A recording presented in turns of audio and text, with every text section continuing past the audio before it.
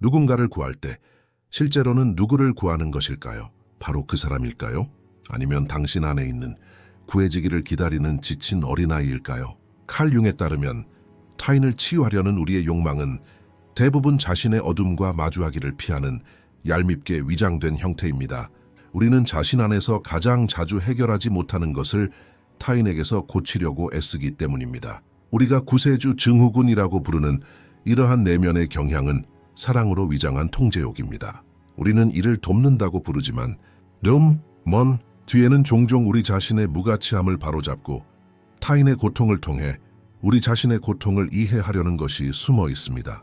따라서 눈에 띄지 않게 구세주의 역할은 영혼의 가장 교활한 도피처가 됩니다. 사실 누군가를 구하는 것은 우리 자신의 존재를 정당화하는 방식입니다. 우리가 더 많이 구할수록 우리는 더 의미 있다고 느끼고 더 많이 줄수록 우리는 스스로를 더 가치 있다고 믿습니다. 하지만 윤기 말했듯이 타인의 선함으로 자신을 평가하는 자는 결국 자신의 본질을 잃게 된다. 끊임없이 타인을 위로하고 싶어 하는 영혼은 스스로 두 무릎을 꿇는 법을 잊기 시작합니다. 순수한 형태의 친절은 선물이지만 자아의 손에 들어가면 눈에 띄지 않게 사슬로 변합니다. 누군가를 끊임없이 구하고 싶어 할 때 당신은 그 사람의 내면의 힘에 대한 믿음을 앗아가는 것입니다. 그 사람은 더 이상 스스로의 발걸음을 내딛지 않습니다. 당신이 그 사람의 자리를 대신 걷기 시작했기 때문입니다. 그리고 당신은 무의식적으로 그들의 영적 성장을 방해합니다. 이것이 바로 윤기 치료실에서 가장 자주 마주치는 상황 중 하나였습니다. 사람들은 타인을 치유하려는 의도를 가지고 왔지만 실제로는 자신 안에 있는 부족한 부분을 채우려고 애쓰고 있었습니다. 융은 이를 투사라고 불렀습니다. 이는 타인의 삶에서 우리의 무의식적인 단점을 재현하는 것입니다. 따라서 누군가를 구하려고 노력하면서 우리는 실제로 그들을 통해 우리 자신의 구원 이야기를 재현하기 시작합니다. 이러한 깨달음은 고통스럽지만 변화를 가져옵니다. 이를 깨닫는 순간 오랫동안 짊어져온 짐 중 일부가 자신의 것이 아니라는 것을 깨닫게 되기 때문입니다. 나 없이는 못해라고 당신이 말했던 사람들은 실제로 스스로 길을 찾을 힘이 있습니다. 하지만 당신은 그들이 그 힘에 맞서도록 내버려 두지 않습니다. 왜냐하면 그렇게 되면 당신의 존재 의미 자체가 의심받기 때문입니다. 따라서 구세주 증후군은 자기 희생의 가면이자 정체성 중독입니다. 누군가를 구하려고 할 때 당신은 당신과 그 사람 사이에 보이지 않는 에너지적 유대감을 형성합니다. 이 유대감은 사랑이 아니라 두려움, 즉 상실에 대한 두려움, 무용함에 대한 두려움, 혼자가 되는 것에 대한 두려움에 기반합니다. 그리고 이러한 두려움은 당신을 돕는 척하는 반면 당신 내면의 억압된 욕구는 누가 나도 구해줘라고 속삭입니다. 융의 내담자 중 한 명은 평생 주변 사람들을 치유하기 위해 노력해온 여성이었습니다. 그녀의 이야기에는 전환점이 있었습니다. 그 여성은 왜 사람들을 더 사랑할수록 더 피곤해지는 걸까요? 라고 물었습니다. 융은 간단히 이렇게 대답했습니다. 당신이 그들을 사랑하는 것이 아니라 그들 안에서 당신의 부서진 부분을 고치기 때문입니다. 이 말은 그녀의 삶에 대한 인식을 완전히 바꾸어 놓았습니다. 그 순간 그녀는 진정한 사랑이란 누군가를 고치는 것이 아니라 그들의 상처를 치유하지 않고 사랑하는 것임을 깨달았습니다. 우리는 종종 도움이라는 단어 뒤에 숨겨진 이러한 자아 만족감을 알아차리지 못합니다. 사회가 우리에게 선한 것이 곧 돕는 것과 같다고 믿도록 길들여 놓았기 때문입니다. 하지만 영적으로 성숙해지면 때로는 물러서는 것 또한 사랑의 한 형태임을 깨닫게 됩니다. 구원자 증후군은 우리의 집단 무의식에 깊이 뿌리 박힌 모티프와 같습니다. 신화, 서사시, 영화에는 항상 영웅이 등장합니다. 누군가를 구하는 이야기들이죠. 하지만 윤은 인간에게 가장 어려운 일은 타인을 구하는 것이 아니라 자신을 구하는 것이라고 말했습니다. 자신의 어둠과 마주하지 않고는 다른 누군가의 빛이 될 수 없기 때문입니다. 다른 사람의 상처를 치료하는 동안 자신의 상처에서 피가 뚝뚝 떨어진다면 그것은 도움이 아니라 전염입니다. 그리고 그 전염은 두 영혼을 모두 지치게 합니다. 이 말이 공감된다면 잠시 멈춰 생각해 보세요. 당신은 진정으로 돕고 있는 걸까요? 아니면 자신의 존재를 확인하려는 걸까요? 어쩌면 그 사람을 통해 자신을 구하려는 것이지 그 반대가 아닐지도 모릅니다. 융이 말했듯이 어둠과 싸우는 사람은 그 싸움에서 자신도 어둠에 빠지지 않도록 조심해야 한다. 구세주 증후군은 바로 그런 것입니다. 누군가를 빛으로 끌어들이려 애쓰는 동안 자신은 어둠 속에 머물 수도 있습니다. 이제 스스로에게 물어보세요. 누군가를 구하고 싶은 당신의 욕망의 근저에는 무엇이 있을까요? 죄책감, 두려움, 아니면 사랑일까요? 당신의 대답조차 불편하게 느껴진다면 그건 좋은 일입니다. 자각은 불편함에서 시작되기 때문입니다. 어쩌면 바로 그 때문에 당신이 이 영상을 보게 되었을지도 모릅니다. 때때로 우주는 우리에게 다른 사람이 아니라 우리 자신을 구해야 할 때라고 상기시켜 주기 때문입니다. 칼 융, 이 인간 심리에 대해 가장 예리하게 지적한 것 중 하나는 바로 이것입니다. 무의식은 우리의 의도를 가면으로 위장한다. 이는 특히 선한 의도를 가장하여 행동하는 사람들에게 더욱 그렇습니다. 무의식의 가장 우아한 속임수 중 하나는 선함을 방어막으로 사용하는 것입니다. 겉으로는 우리는 자비롭고 이타적이며 이해심이 많아 보입니다. 그러나 내면에는 이러한 행동 뒤에는 종종 남에게 인정받고 가치 있다고 느끼고 사랑받고 싶은 욕망이 숨어 있습니다. 윤계에 따르면 이는 억압된 자존감의 표현입니다. 사랑받을 자격이 없다고 느끼는 사람은 사랑을 얻기 위해 타인을 구하고 문제를 해결하고 고통을 덜어주려는 경향이 있습니다. 따라서 도움은 사랑의 표현이 아니라 정체성의 핵심에 내재된 의무가 됩니다. 그리고 자신도 모르게 타인의 문제를 해결하지 않고서는 자신의 존재 의미를 깨닫지 못하게 됩니다. 바로 이 지점에서 융의 페르소나 개념이 작용합니다. 페르소나는 사회가 우리에게 기대하는 얼굴입니다. 우리가 사는 환경은 우리에게 좋은 사람이 되고 도움을 주는 사람이 되고 이타적인 사람이 되라고 가르칩니다. 하지만 융은 이 가면의 위험한 측면을 지적합니다. 페르소나와 동일시하면 자신의 그림자를 잃게 됩니다. 즉, 더 이상 있는 그대로의 자신이 아니라 마땅히 그래야 할 사람으로 살아가게 된다는 뜻입니다. 많은 사람들이 자신도 모르는 사이에 좋은 사람이 되어야 한다는 강박관념에 자신의 영혼을 가두고 있습니다. 모두가 도움을 기대하고 의지하고 싶어하며 어깨에 기대어 울기 때문입니다. 그리고 이러한 기대에 짓눌려도 거절할 수 없습니다. 아니오라고 말하면 마음이 아프기 때문입니다. 무의식적인 목소리가 속삭입니다. 그들은 더 이상 당신을 사랑하지 않아. 이것은 정신 속에서 조용히 자라나는 갈등입니다. 우리는 계속해서 도움을 주지만 모든 도움은 우리의 일부를 약화시킵니다. 왜냐하면 우리는 마음속 깊은 곳에서 이러한 도움을 주는 사람들이 우리를 도와주기를 바라기 때문입니다. 우리는 우리가 구하는 모든 사람이 당신은 소중합니다 라고 말해주기를 바랍니다. 하지만 융의 말에 따르면 자아는 타인의 감사에 만족하려 애쓰면서 자신의 영혼을 굶주리게 만든다. 그렇기 때문에 구조자는 종종 가장 지친 사람들이다. 밤에 그들은 공허함을 느낀다. 그들이 주는 모든 것의 일부가 그들을 지탱하는 마지막 에너지이기 때문이다. 그리고 아이러니하게도 그들이 더 많이 줄수록 그들의 가치는 떨어진다. 주변 사람들은 그들이 항상 거기에 있을 것이라고 생각하기 때문이다. 선함이라는 무의식적인 가면은 이러한 보이지 않는 의존성을 키운다. 돕는 것은 일종의 존재의 확인이 된다. 누군가를 구할 때 당신은 강인함을 느낀다. 그들의 눈에 비치는 감사는 일시적으로 당신의 가치를 밝게 한다. 하지만 이러한 효과는 오래가지 못한다. 왜냐하면 사람이 자신의 내면의 공허함을 타인의 필요로 채우려고 할 때 그 공허함은 결코 채워지지 않기 때문이다. 융은 이러한 악순환을 영혼의 굶주림이라고 설명한다. 영혼이 끊임없이 타인의 문제에 몰두할 때 진정한 의미를 찾는 대신 자신의 본질에서 멀어진다. 따라서 돕는 행위는 역설적으로 미덕이자 도피처가 된다. 어쩌면 당신도 모르게 이 가면을 쓰고 있었을지도 모릅니다. 돕는다는 명목으로 기진맥진한 관계에 빠져 있었을지도 모릅니다. 칼 융은 종종 내담자들에게 이렇게 물었습니다. 정말 돕고 싶은가요?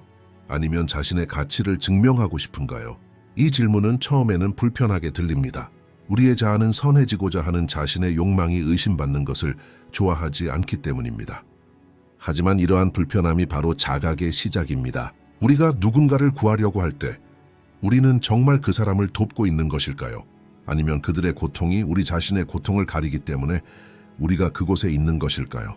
이러한 질문들은 사람을 자신의 정신 깊은 곳으로 데려갑니다. 융이 말했듯이 어떤 사람들은 다른 사람들의 그림자 속에서 사는 것을 선호합니다. 자신의 어둠을 직시하는 것이 더 어렵기 때문입니다. 누군가를 바로잡는 것은 쉽지만 내면의 상처에 직면하려면 용기가 필요합니다.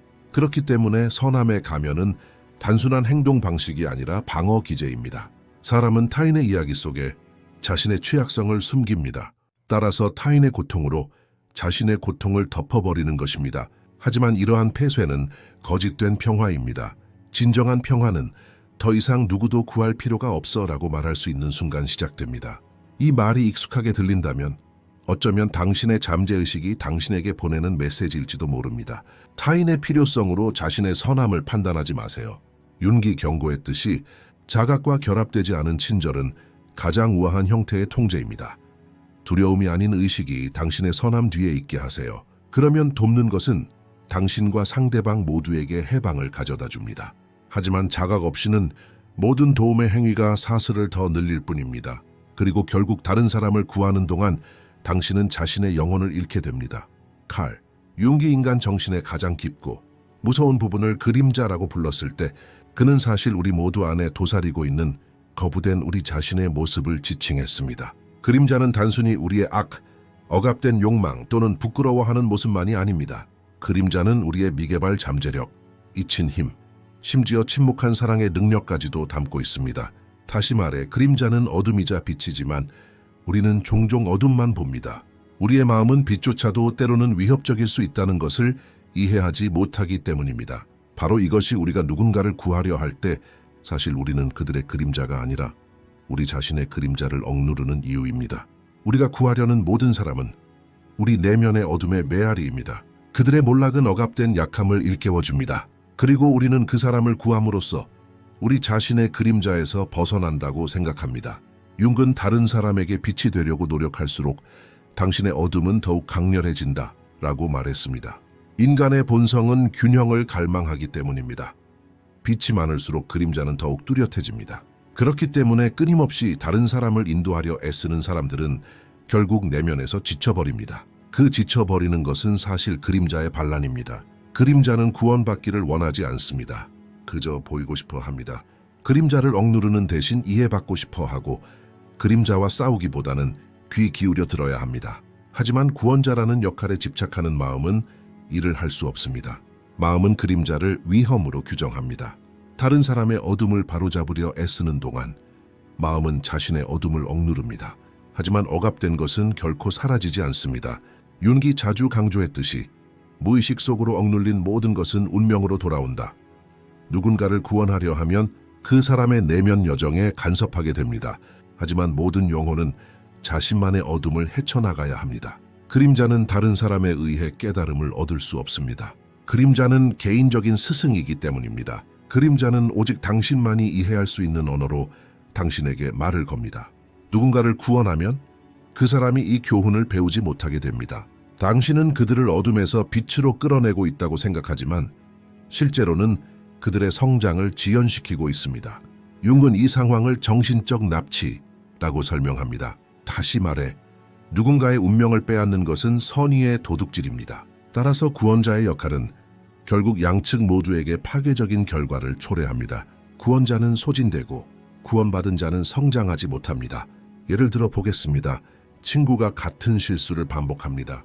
당신은 반복해서 경고하고 지지하고 용서합니다. 하지만 아무것도 변하지 않습니다. 그의 그림자가 아직 의식 속으로 나타날 준비가 되지 않았기 때문입니다. 당신이 아무리 개입하더라도 그 그림자는 구원받기를 거부합니다. 그림자는 안내가 아니라 맞서는 것을 통해서만 변화될 수 있습니다.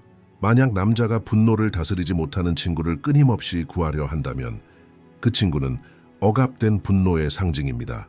만약 여자가 끊임없이 약한 사람들을 돕는다면 아마도 그녀는 자신의 무력함과 마주하는 것을 피하고 있는 것일지도 모릅니다. 그림자는 외부 세계의 인간의 모습으로 나타납니다. 그리고 그것들을 고치려고 애쓰는 과정에서 우리는 사실 우리 자신의 내면의 거울과 싸우고 있는 것입니다. 그림자는 구원받기를 거부합니다. 구원받는 것은 변화를 방해하기 때문입니다. 진정한 변화는 어둠을 받아들이는 것에서 시작됩니다. 융의 명언은 이 진실을 가장 분명하게 표현합니다. 사람은 깨달음을 얻는 것이 아니라 자신의 어둠을 의식하게 만든다. 따라서 그림자를 구원하려고 애쓰는 대신 판단 없이 그림자와 함께 앉아 관찰하는 법을 배워야 합니다. 어둠을 두려워하는 한 빛의 의미를 이해할 수 없습니다. 아마도 이것이 어떤 사람들이 우리 삶에 들어와 끊임없이 우리에게 도전하는 이유일 것입니다. 우리는 그들을 부정적, 유해한 문제가 있는 존재라고 낙인 찍습니다. 하지만 그들은 우리 자신 안에서 해결되지 않은 부분을 나타냅니다. 그들을 바꾸려고 한다는 것은 그 부분을 억누르는 것을 의미합니다. 하지만 어느 날 그 그림자는 너무나 강력해져 더 이상 억누를 수 없게 됩니다. 바로 그때 변화가 시작됩니다. 그림자는 무시하기에는 너무 가까이 있기 때문입니다. 그때 우리는 깨닫습니다. 우리가 구원해야 할 사람은 아무도 없다는 것을, 구원해야 할 유일한 것은 우리 자신의 자각입니다. 이 문장들을 읽으면서 마음속에서 저항감을 느낀다면 좋은 신호입니다. 그림자는 스스로를 방어합니다. 주목받고 싶어 하지 않죠. 하지만 당신이 그렇게 하는 순간 그림자에 대한 당신의 힘은 더욱 강해집니다. 당신은 더 이상 그림자의 포로가 아니라 목격자가 됩니다. 다른 누군가를 구하려 애쓰는 대신 자신의 어둠과 화해할 때 당신은 자유로워지고 상대방은 자신만의 길을 찾게 됩니다. 윤기 가르쳤듯이 구세주가 되고자 하는 사람은 먼저 자신의 어둠 속에서 죽을 위험을 감수해야 한다. 그림자는 오직 우리 자신에 의해서만 밝혀질 수 있고 다른 누구도 밝힐 수 없기 때문입니다. 그리고 이것이 인간이 자유를 향해 나아가는 가장 위대한 여정입니다. 칼 융의 가장 놀라운 관찰 중 하나는 어떤 영적 유대감은 겉보기보다 훨씬 더 깊고 위험하다는 것입니다. 모든 유대감이 사랑으로 형성되는 것은 아니기 때문입니다.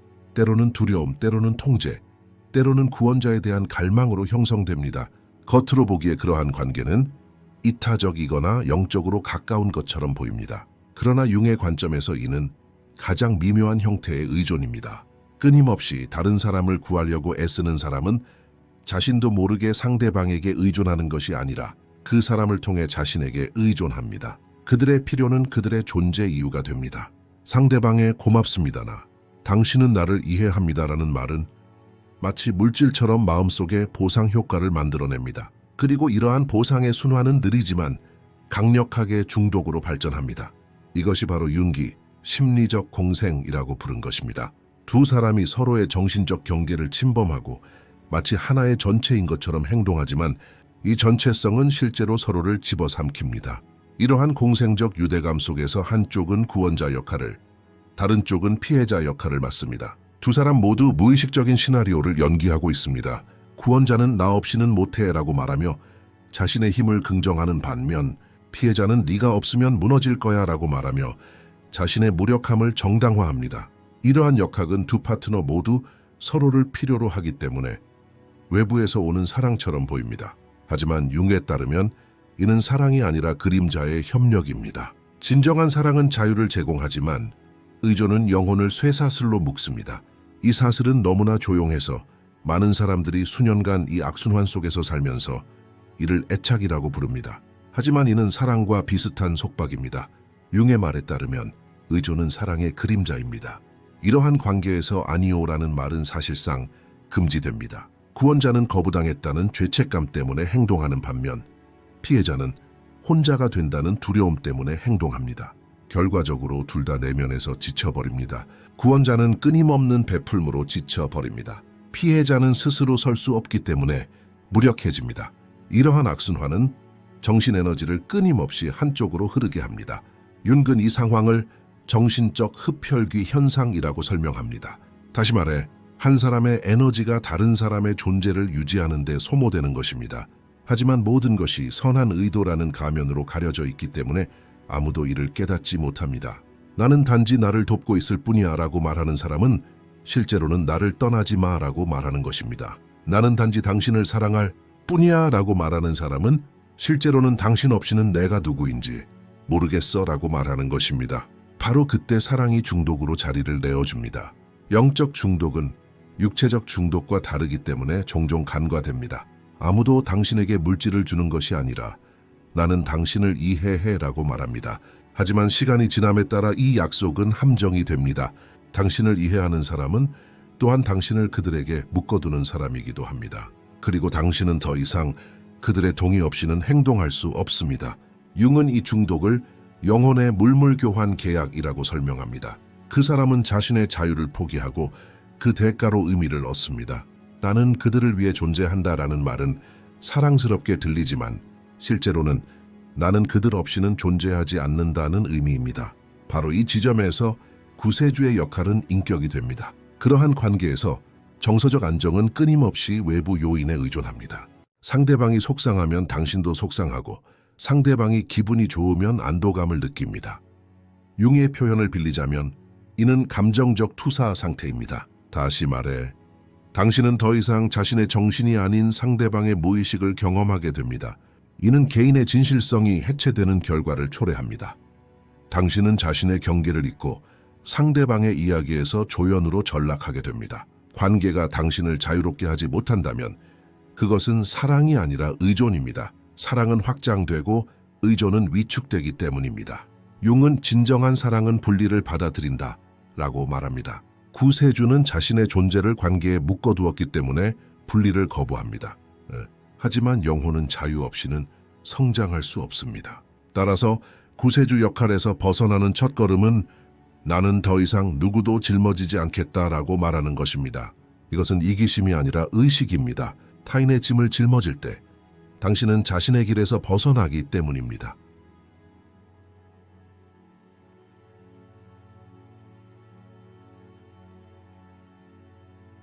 칼 융의 심리체계 전체의 핵심 개념은 개성화입니다.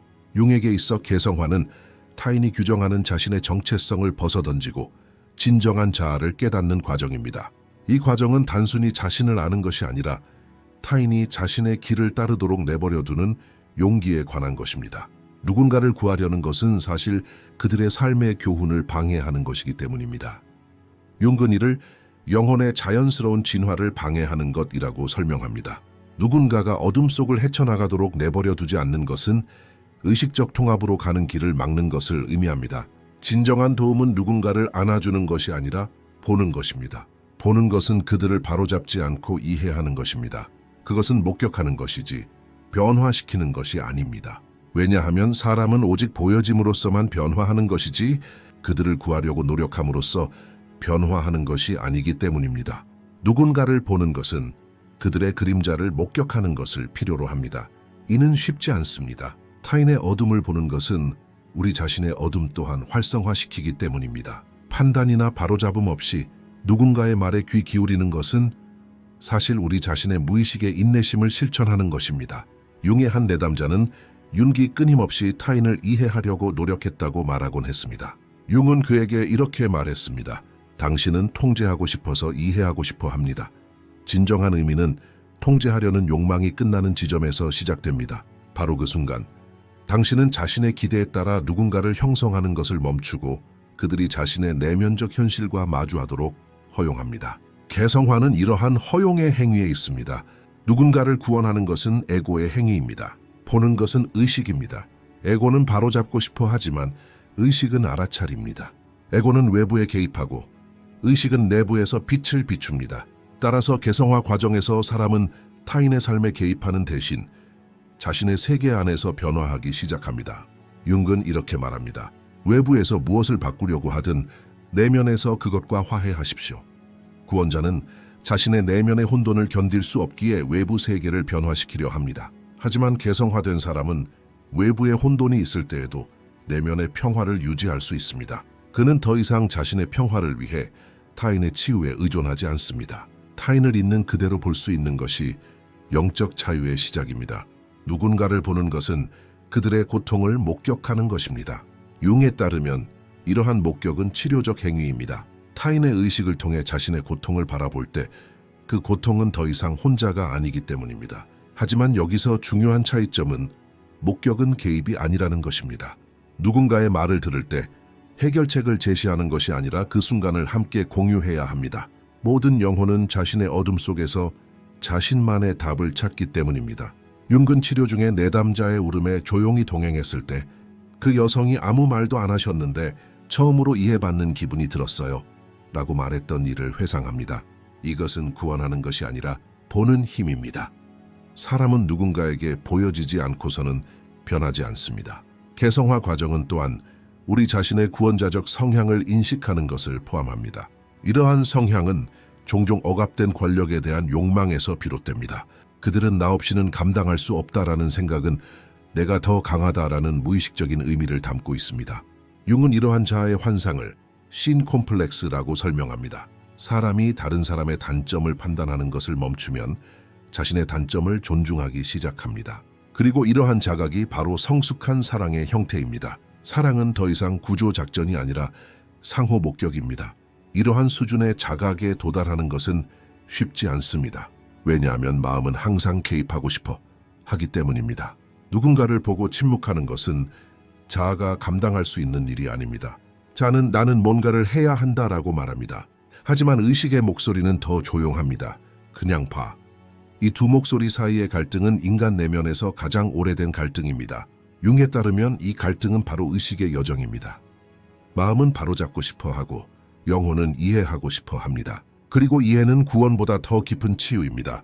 개성화는 다른 사람의 고통을 짊어지지 않고 함께 걸어갈 수 있는 능력입니다. 그 사람이 넘어져도 당신도 넘어지지 않고 다시 일어나면 함께 기뻐합니다. 왜냐하면 그들의 여정은 더 이상 당신의 책임이 아니라 그들의 영적 진화의 일부이기 때문입니다. 융은 누군가를 진정으로 사랑한다면 그 사람의 고통을 존중하는 것입니다. 라고 말합니다. 이 문장은 구원자 자아의 가장 조용한 죽음입니다. 그 순간 당신은 사랑이 더 이상 소유욕이 아니라 놓아주는 것임을 깨닫게 됩니다. 지금 이 말을 들으며 누군가를 구하기 위해 얼마나 애썼는지 떠올린다면 스스로에게 물어보세요. 나는 그들을 진심으로 사랑했던 걸까? 아니면 그들의 고통 속에서 나 자신을 발견하고 있었던 걸까? 이 질문은 자각의 문을 열어줍니다. 그리고 그 문을 통과하는 순간 당신은 더 이상 누구도 바꾸지 않습니다. 그저 보기만 할 뿐입니다. 보는 것은 구원보다 더 고요하지만 훨씬 더 큰 변화를 가져오기 때문입니다. 융의 말처럼 영혼은 다른 영혼에게 보여짐으로써만 치유될 수 있다. 누군가를 구하는 것을 멈추면 침묵이 먼저 찾아옵니다. 그 침묵 속에서 당신은 이상한 공허함을 느낍니다. 마치 당신의 일부가 찢겨나간 것 같습니다. 오랫동안 당신의 존재를 규정했던 돕는 자, 치유하는 자, 이해하는 자라는 역할은 더 이상 존재하지 않습니다. 그 역할을 놓아주면 당신 자신만 남게 됩니다. 바로 이 순간이 융이 묘사했던 진정한 해방의 시작입니다. 구원자 역할은 단순한 행위가 아니라 정체성이기 때문입니다. 정체성을 놓아주는 것은 언제나 작은 죽음과 같습니다. 하지만 융에게 이 죽음은 영혼의 부활입니다. 타인을 구해야 한다는 욕구를 놓아줄 때 비로소 자신의 영혼으로 돌아가기 시작합니다. 타인의 이야기 속에서가 아니라 자신의 내면의 침묵 속에서 살아가는 법을 배우게 됩니다. 이 침묵은 두려울 수 있지만 그 침묵 속에는 감사, 존재에 대한 삶에 대한 그리고 자신의 진실성에 대한 깊은 감사가 담겨 있습니다. 처음에는 누군가를 구하는 것을 멈추는 것이 이기적이라고 생각할지도 모릅니다. 사회는 좋은 사람이 된다는 것은 끊임없이 베푸는 것이고 끊임없이 타인을 생각하는 것이라고 가르쳤습니다. 하지만 융은 진정한 선함은 자각에서 시작된다라고 말했습니다. 누군가를 구하려는 노력을 멈춘다고 해서 실제로 그 사람을 버리는 것이 아니라 그 사람에게 자신의 힘을 소개하는 것입니다. 당신은 더 이상 그 사람의 안내자가 아니라 증인이 됩니다. 이는 겉보기에는 수동적이지만 영적으로 매우 활동적인 상태입니다. 누군가에게 자신의 어둠을 헤쳐나갈 권리를 부여하는 것은 그 사람의 자유를 존중하는 것이기 때문입니다. 융은 한 내담자에게 그들을 돕는 것을 멈추고 그들을 신뢰하기 시작하세요 라고 말했습니다. 이것이 바로 구원자에서 자유로의 전환의 핵심입니다. 더 이상 그 사람을 불쌍히 여겨 침묵하는 것이 아니라 그 사람의 힘을 믿기 때문입니다. 시간이 지나면서 이 침묵은 물러나는 것이 아니라 더욱 깊어지는 것임을 깨닫게 됩니다. 이제 다른 사람의 문제를 해결하지 않고도 살아갈 수 있습니다. 더 이상 아무도 당신을 필요로 하지 않습니다.